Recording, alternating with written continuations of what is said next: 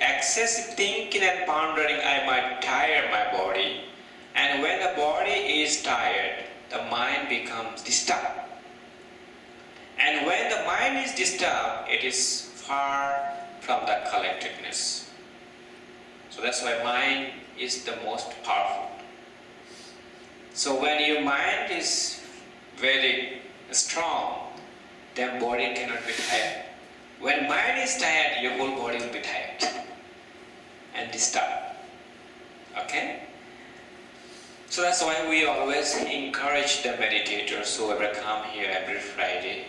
So tell them, okay, if you cannot sit on the cushions, please sit on the chair. There is no magic on the floor, the cushions. The most important is your mind.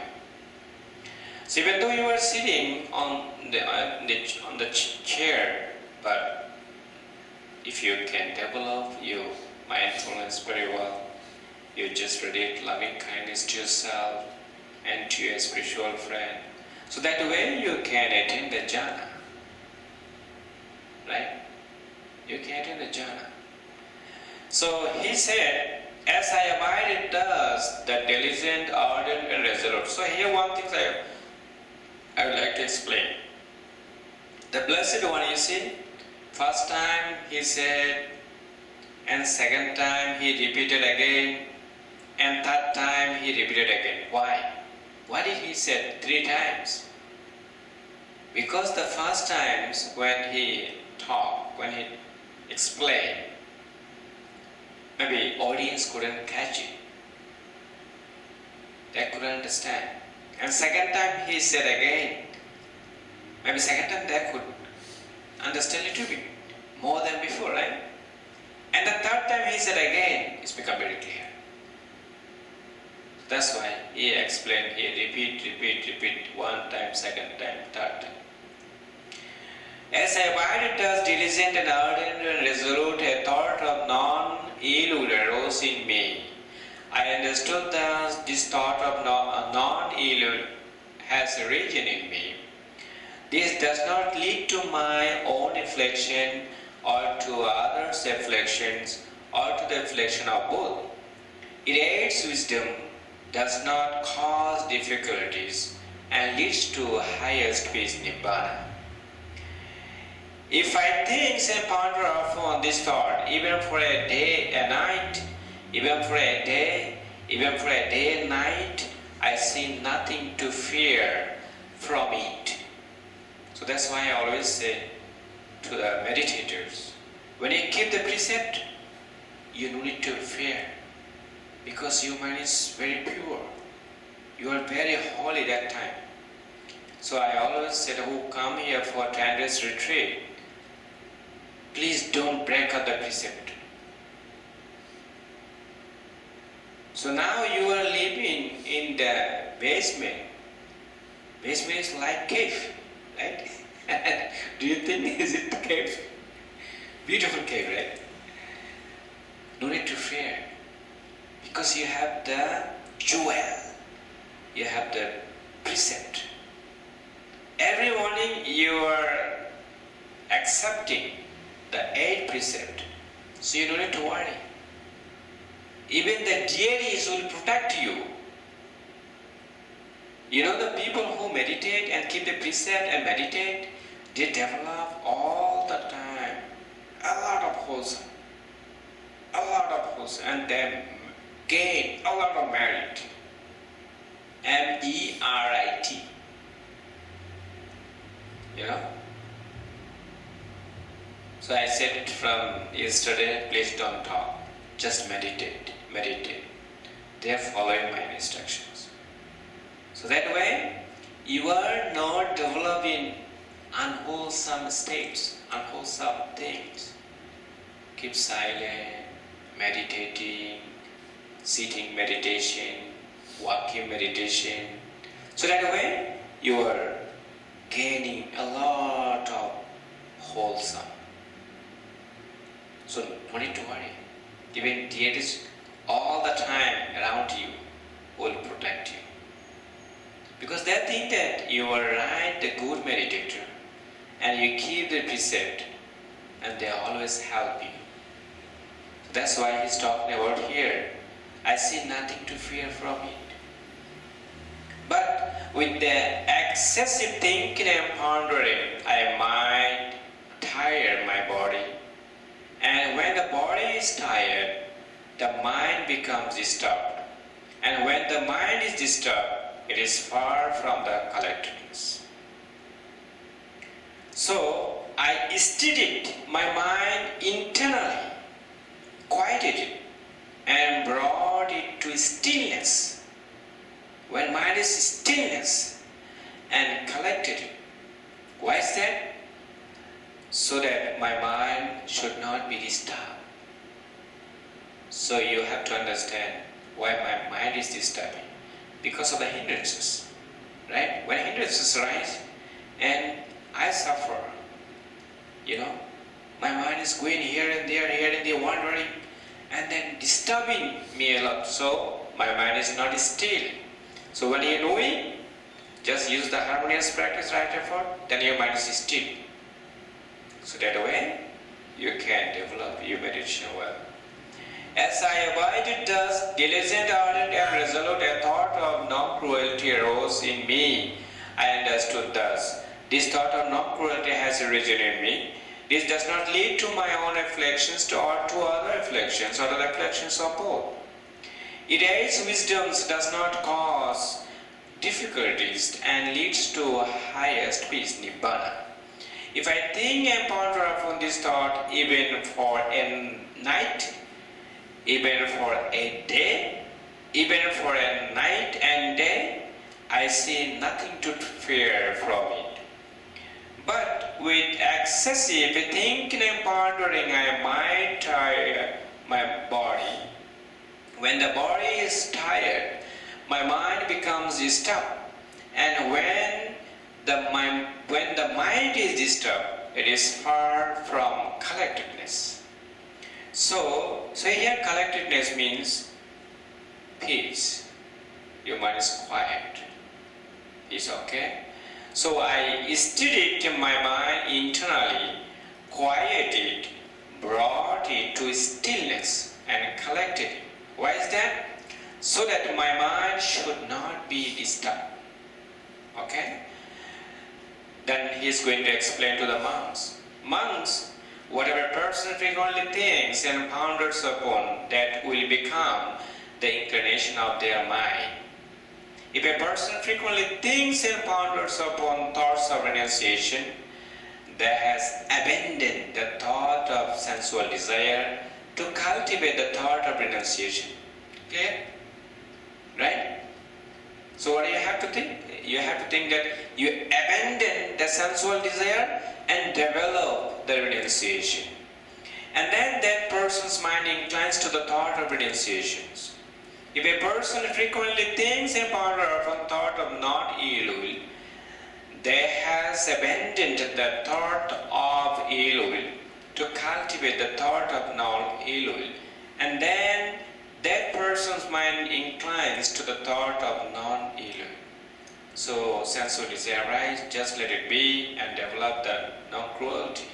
Develop the non-ill will. So that way your meditation will develop very well. If a person frequently thinks and ponders upon thought of non-cruelty, they have abandoned the thought of cruelty to cultivate the thought of non-cruelty. And then that person's mind inclines to thoughts of non-cruelty. Just now he is going to give one small simile. Just as the last month of the hot season, when all the crops have been abroad inside the village, a cowherd would guard his cows while staying at the root of a tree or out in the open, since he needs only to be mindful that the cows are there. So too, there was need for me only to be mindful that those states were there. Tireless energy arose in me, and unremitting mindfulness was established. My body was tranquil, and undisturbed, untroubled. My mind collected and unified. So unified means what? Your mind into one pointed.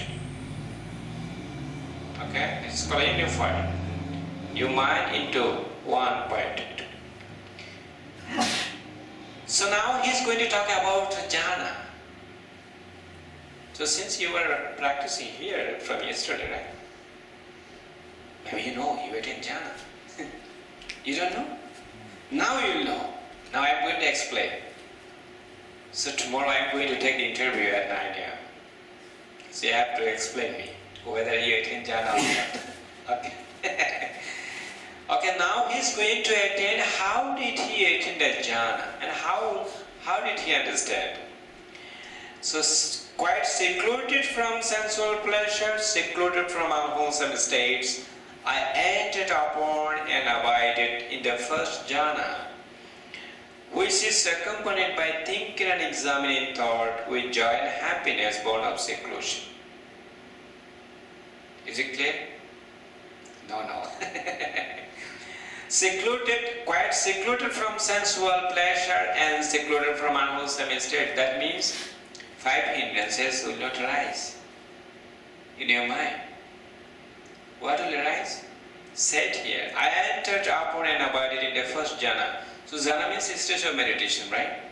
And how will you understand you are in the first jhana? Thinking thought, examining thought, joy, happiness and unification of mind. 5 factors will arise in your mind, then you attain the first jhana. Got it? So here said, which is accompanied by thinking and examining thought. That means thinking thought one, examining thought another one, joy will arise and happiness will arise and unification of mind. Your mind into one point. Then you attain the first jhana. So what is the difference between joy and happiness? A lot of students ask these questions. So joy means when you meditate, you feel you're so excited. Oh man, this meditation is really work. I feel very good. Joy, right? The whole body and mind full of joy, delighting. This is joy. Excited and delighted. And happiness, your whole body and mind, you feel so light, comfortable. This is happiness. Okay? And then unification of mind, your mind into one point. Hindrances will not arise. You attain the first jhana. Clear? So if you attain the first jhana, let me know now. You understand? Why quiet? Is it clear? Yeah. So speak up, don't be quiet, okay?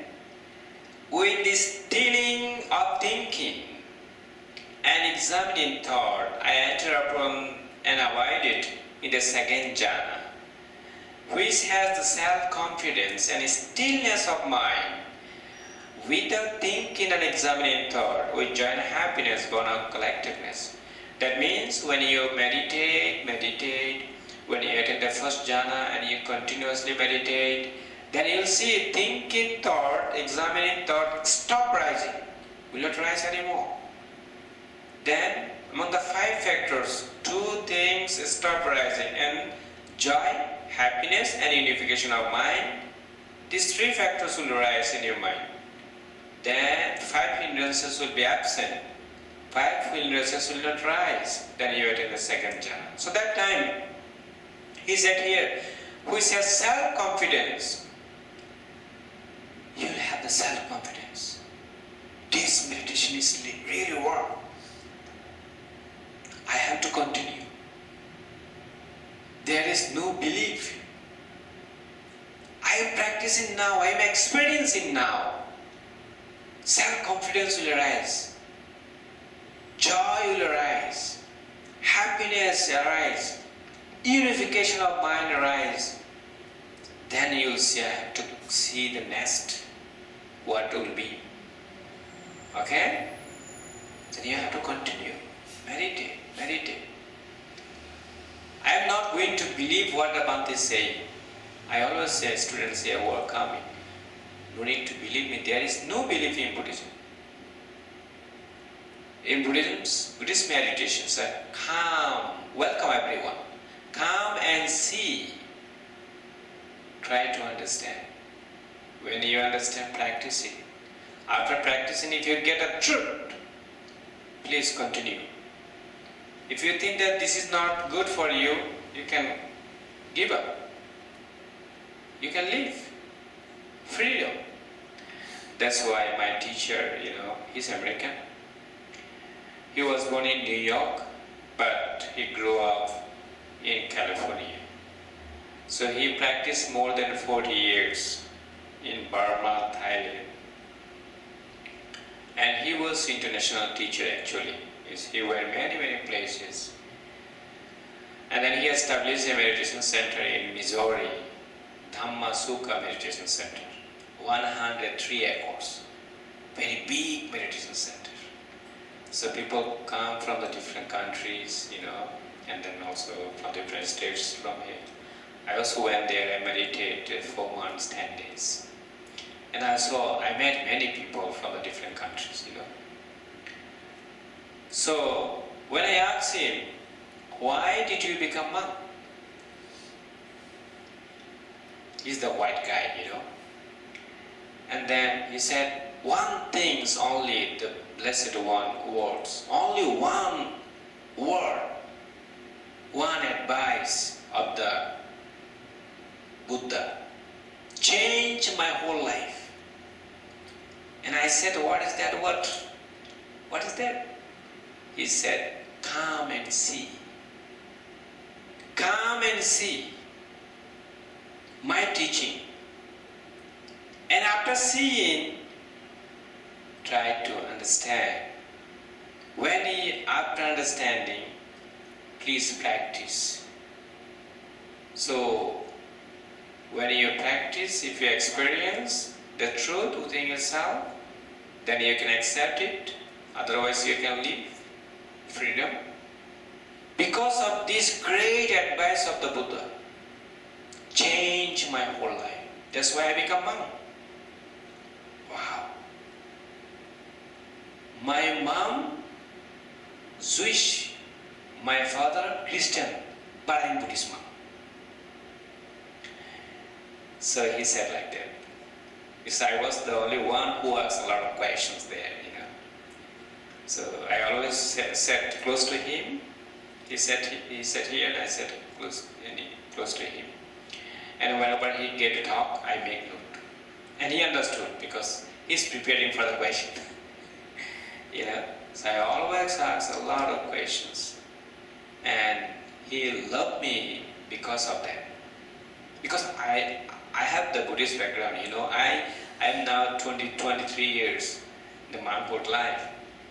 So I studied Buddhism in Burma and Thailand.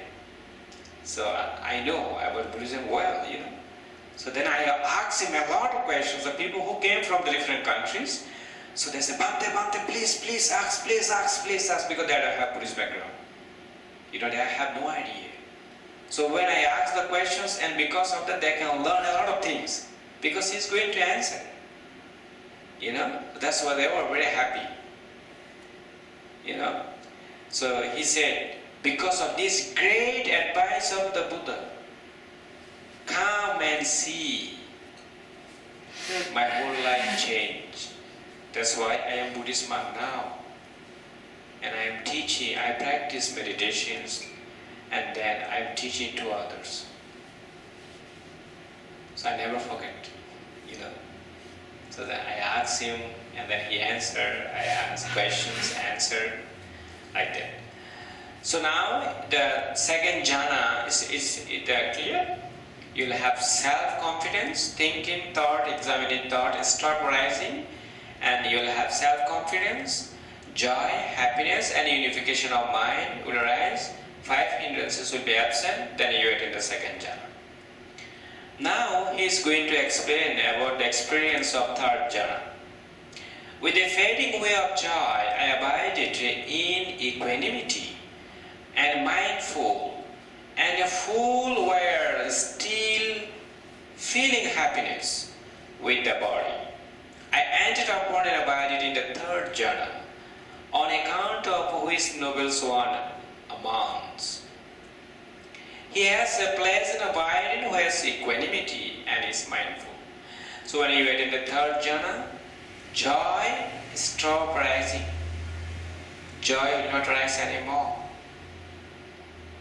Two things rise: happiness and unification of mind. Five hindrances not there. Then you attain third jhana. Okay?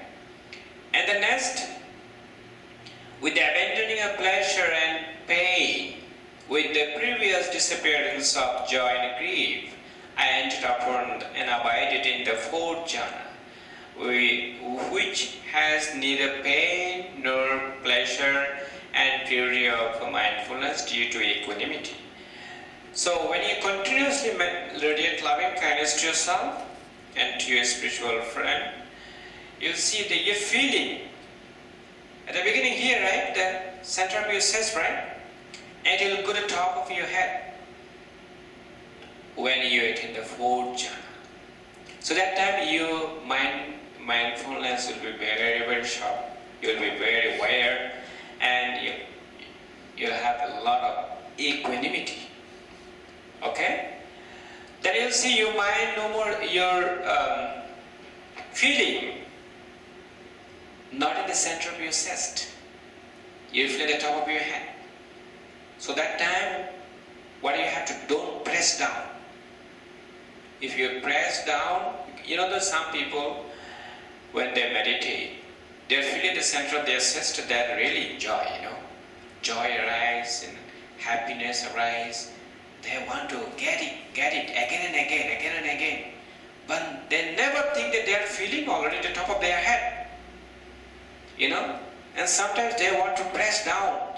So if you do that, you make painful feeling will rise. Don't do that. This is the good sign for you. So when I think you're feeling already at the top of your head, that means you become advanced meditator. You attain the fourth jhana. Your mind will have the equanimity. Your mindfulness very sharp. You'll have awareness. You are aware of your meditation. Okay? So please don't press down. Just let it be there. So when you attain the fourth jhana, then I'll change your meditation to sixth direction. So at the beginning, I teach you how to radiate loving kindness to yourself and to your spiritual friend, right? So when you attain the fourth jhana, then I'll change your meditation. Then you have to practice the sixth direction. The forward 5 minutes. The forward from here, because your feeling is not here, right? The center of your chest, now the top of your head. So from here, so may all living beings be calm, peaceful, free from suffering, danger, difficulty. And you see, from here your radiations will go the forward 5 minutes. Okay? And from the back side, from here, the 5 minutes. From here, left side, 5 minutes. And right side, 5 minutes. And above, 5 minutes. Below, 5 minutes. And then the all direction. For instance, this is the candle. Right? So when I light the candle, so that this candle give the light all direction or only one side? All direction, right? So try to visualize in front of you, okay, this is the candle. When you radiate loving kindness all directions, then you'll see your radiations will spread like this. It will give the light all direction. So exactly the same from here. When you radiate loving kindness, the sixth direction, you see the expansion will occur, the all directions. So you'll see that, you'll experience that when you attain the fourth jhana. But we have to wait. Nice. So try to attend the first jhana, second jhana, and third jhana, and then fourth jhana. You will get definitely, don't worry. Keep smiling all the time. Okay? So now you got the fourth jhana, you understand already. So you're feeling from the central base to go to the top of your head. Then please tell me, Bhante, my feeling is not here. The center of my chest. I don't know what is my feeling. You have to know. If you don't know, who will know, right? So when I will take interview every day at 9 o'clock, so what is going on, let me know. Now he is going to explain, when my collected mind was thus purified, bright, unblemished, right of imperfection, malleable, wieldy, steady, and attained to imperturbability, I directed it to knowledge of the recollection of first life.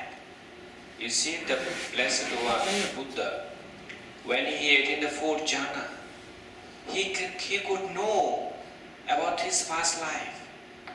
And now he is going to explain. I recollected my manifold past lives, that is, 1 birth, 2 births, 3 births, 4 births, 5 births, 10 births, 20 births, 30 births, 40 births, 50 births, 100 births, 1,000 births, 100,000 births. And then many aeons of world contraction, many eons of world expansion, many eons of world contraction and expansion. Do you want to know? Hey? Yeah. Do you want to know? Do you want to know about your past life? Yeah. Yeah, so meditate. If you want to become like him. You see how many lives he could remember? And then he said, there I was so named of such a clan, with such an appearance. Such was my nutriment, such my experience of pleasure and pain, such my life term. And passing away from there,